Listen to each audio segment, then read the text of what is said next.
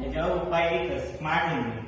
विकसित भारत बिल्डथॉन 2025 अंतर्गत वडगाव विद्यालय व ज्युनियर कॉलेज पेठ वडगाव आम्ही मी आहे मी असावरी मी गायत्री, मी आस्तिका, मी धनश्री सादर केला प्रोजेक्ट स्मार्ट हेल्मेट.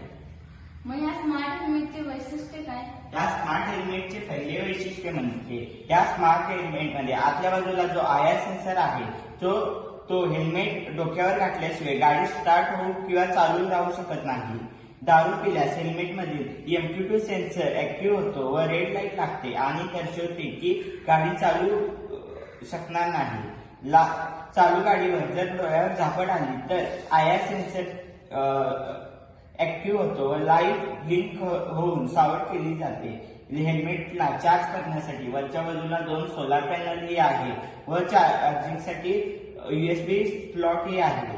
हे कुठल्याही मोबाईलच्या अडॅप्टरने चार्ज होऊ शकते. स्मार्ट हेल्मेटला समोरच्या बाजूला टॉर्चही लावला आहे. अरे वा, याची वैशिष्ट्य तर खरंच खूप छान आहे. मग याचे फायदे काय? स्मार्ट हेल्मेटचे फायदे असे आहेत की विना हेल्मेट गाडी चालू शकणारच नाही. दारू पिऊन गाडी चालवणाऱ्या व्यक्तीसाठी गाडी चालू होणारच नाही. हेल्मेट सक्तीचा RTOचा नियम पण पाळला जाईल. दारू पिऊन गाडी चालवण्याने होणारे अपघात टळतील.